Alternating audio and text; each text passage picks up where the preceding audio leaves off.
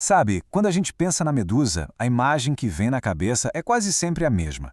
Um monstro com cabelo de serpente e um olhar que transforma tudo em pedra. Mas essa é só a superfície, a capa de uma história muito, mas muito mais sombria. É uma história de devoção, de traição e de uma injustiça profunda que por séculos ficou meio que encoberta pelo mito. Hoje, a gente vai desvendar a verdadeira tragédia da Medusa.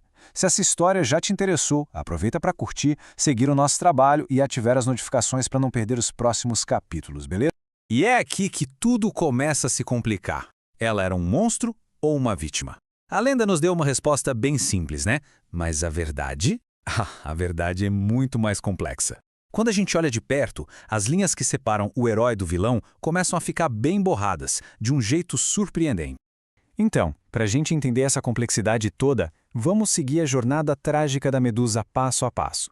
Desde a vida dela como uma sacerdotisa super devota, passando pela punição completamente injusta, a vida no exílio, a chegada do tal herói, até ela se tornar um dos símbolos mais poderosos e talvez mais incompreendidos da mitologia.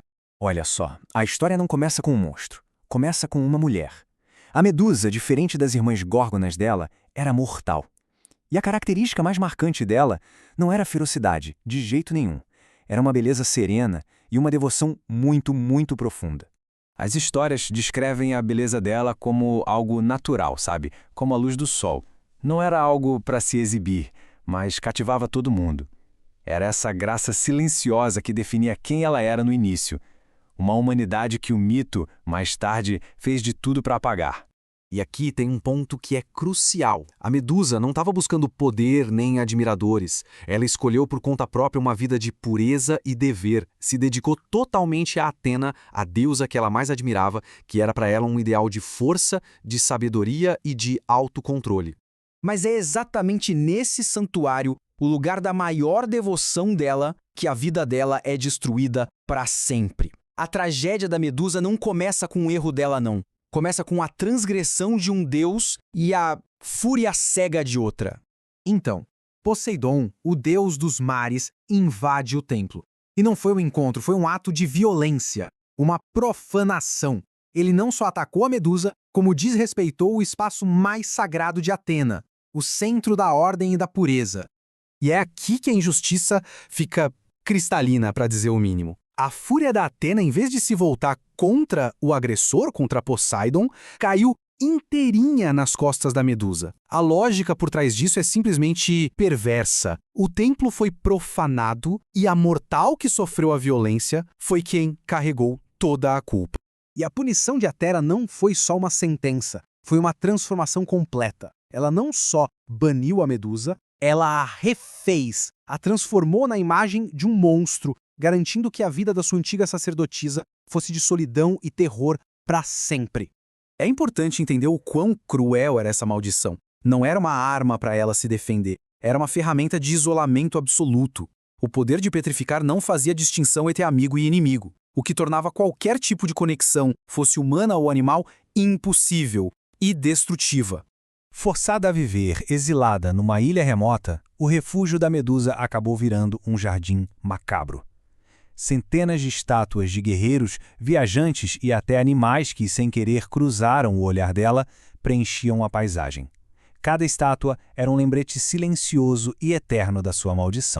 Com o tempo, o isolamento e os ataques constantes de heróis em busca de glória começaram a mudar a percepção que ela tinha de si mesma. A humanidade que ela conhecia foi se perdendo com a dor, com a necessidade de sobreviver. O mundo queria um monstro, e ela, aos poucos, estava se tornando um. E então, um desses heróis finalmente consegue chegar até ela. Perseu, enviado numa missão para trazer a cabeça dela como um troféu. Esse é o clímax trágico da vida da Medusa. Um ato que é celebrado como heroísmo, mas que, visto de perto, é muito mais complicado. Guiado por Atena, Perseu usa a inteligência e ferramentas divinas. A tática de se aproximar pelo reflexo é a chave de tudo. Ele não a encara diretamente, evitando a maldição, mas também evitando ver a realidade completa da mulher que ele está prestes a matar. E por um instante, só um instante, a narrativa do monstro desmorona. No escudo, Perseu não vê a górgona terrível das lendas. Ele vê o rosto de alguém dormindo, vulnerável. E nesse momento de hesitação, a verdade de toda a tragédia se revela. Mas a hesitação dura só um momento. A missão, o orgulho, a promessa de glória, tudo isso fala mais alto. O golpe é rápido, silencioso e final. A vida mortal da Medusa não termina numa batalha épica, não. Termina num assassinato enquanto ela simplesmente dormia. Mas a história não acaba com a morte dela. Na verdade, a exploração da Medusa só aumenta. O poder dela, que antes era uma maldição, agora é transformado num instrumento para os mesmos deuses e heróis que a destruíram. A cabeça dela, então, começa uma nova jornada. Primeiro, Perseu a usa como arma para se vingar. Depois, ele a entrega como troféu para Atena, a arquiteta de todo o sofrimento. E no ato final de crueldade, Atena fixa a cabeça no próprio escudo, usando o rosto da sua ex-sacerdotisa como um símbolo de poder. A instrumentalização da Medusa está, enfim, completa. E assim, a gente chega ao legado da Medusa. Com o passar dos séculos, a imagem dela se dividiu, carregando significados duplos que existem até hoje. Ela é, ao mesmo tempo, o monstro e a protetora, o terror e um símbolo de resistência. De um lado, a gente tem um mito popular, a fera perigosa, cuja morte é uma vitória da ordem. Mas do outro, surge uma interpretação muito mais profunda. Medusa como um emblema para sobreviventes de violência, um ícone feminista, cuja raiva é uma resposta justa à traição que ela sofreu. A história da Medusa nos força a questionar nossas definições. O monstro era ela, a mulher amaldiçoada que vivia em isolamento? Ou seriam os deuses que usaram seu poder para violar e punir sem nenhuma consequência? A lenda não dá uma resposta fácil, mas a tragédia sugere outra, bem mais incômoda.